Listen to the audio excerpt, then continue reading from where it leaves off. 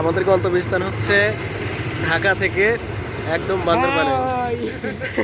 এই হচ্ছে পোংটা সুলতান ভাই, এই যে বখাটে ইমন ভাই। আঙ্গুল ঠিক আছে তো? হ্যাঁ ভাই, আঙ্গুল ঠিক আছে ভাই, আঙ্গুল ঠিক। ইম্পর্টেন্ট কাজ কি মানুষের হাগামতো থাকতে পারে? এই তুমি ভিডিও করতেছো? হ্যাঁ ভাই।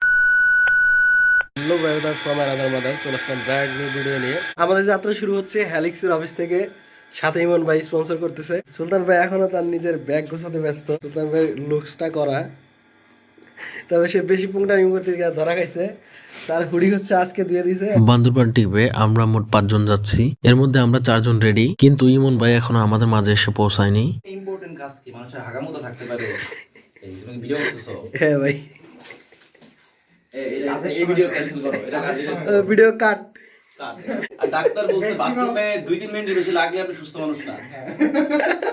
খানিক পরে ইমন ভাই আমাদের মাঝে চলে আসে। মোটামুটি সবাই রেডি, এখন আমরা কলাবাগানের উদ্দেশ্যে রওনা দিব। আমাদের বাস হচ্ছে মেনলি ওখানে দাঁড়াবে, আমরা ওখান থেকে আমাদের ট্রান্সপোর্টে উঠবো আর কি। অবশেষে আমরা কলাবাগানে এসে পৌঁছেছি। আমরা সবার লাস্টে ছিলাম।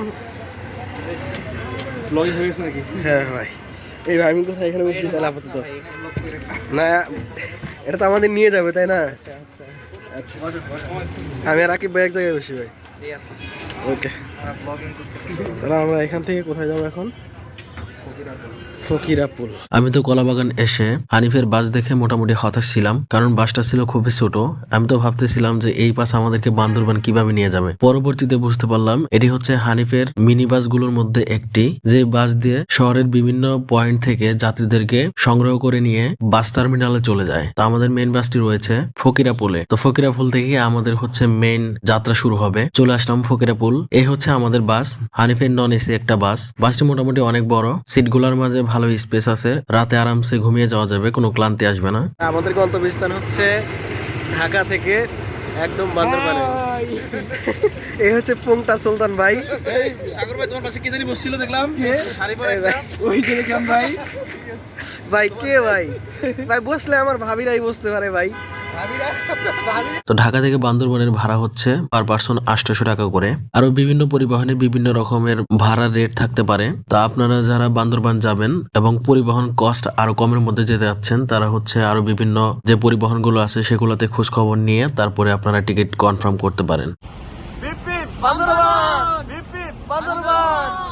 অবশেষে আমাদের বাস ছেড়ে দিল। তো যাত্রাপথে মাঝখানে একটি মাত্র বিরতি দিবে, সেটি হচ্ছে কুমিল্লাতে। আমরা চলে আসলাম কুমিল্লাতে, এখানে 20 মিনিটের যাত্রা বিরতি চলবে। আমরা এখন হোটেল নূরজাহানে। বাস আমাদের মাঝপথে যাত্রা বিরতি দিছে, আমরা এখন হোটেল নূরজাহানে আছি। এর মধ্যে আমরা রাতের হালকা খাবার খেয়ে নিব। এখানে সবচেয়ে বড় হোটেল হচ্ছে নূরজাহান হোটেল। বিরতি পথে সব যাত্রীরাই এখানেই খাবার দাবার করে। চলে এসেছে আমাদের খাবার, দেখা হচ্ছে খাবার দাবারের পরে। তো আমাদের খাবার দাবার শেষ, এখন কুমিল্লা থেকে আবার শুরু হয় আমাদের বাস জার্নি। মাঝখানে আমরা আর কোনো যাত্রা বিরতি পাবো না। কুমিল্লা পার হওয়ার পর থেকেই রাস্তার মধ্যে মোটামুটি ঘন কুয়াশাই ছিল, তবে ড্রাইভার মামার দক্ষতার কারণে আমাদের খুব একটা বেগ পেতে হয়নি। একটার পর একটা বাসকে পিছনে ফেলে আগুন গতিতে আমাদের ড্রাইভার মামা সামনের দিকে এগিয়ে যেতে থাকে।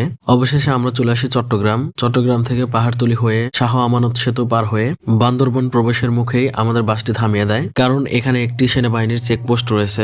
যারা বান্দরবন ট্যুরের প্ল্যান করতেছেন তারা অবশ্যই নিজেদের এনআইডি কার্ড বা স্টুডেন্ট আইডি কার্ড সাথে রাখবেন, এবং কি ফটোকপি করেও সাথে রেখে দিবেন। পার্বত্য এলাকাগুলো মূলত একটু ঝামেলা প্রবণই থাকে, যার কারণে এখানে কঠোর নিরাপত্তার সহিত টুরিস্টদেরকে প্রবেশ করতে হয়। তো এখানে আমাদের বাস চেক করা হয়ে গেলে মোটামুটি 1-1.5 ঘন্টার মধ্যে আমরা চলে আসি বান্দরবানে।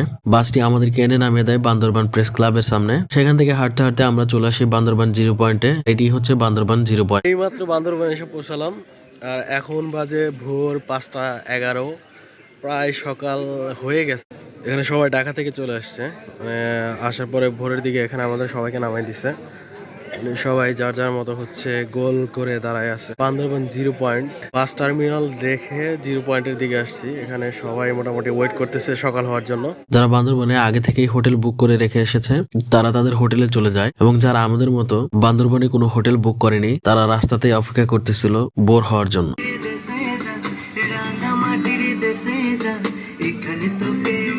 তো আজকের ভিডিও এই পর্যন্ত। দেখা হচ্ছে নতুন কোনো ভিডিওতে, নতুন কোনো জায়গায় ক্যামেরা অন করে এপিসোড 2-এ।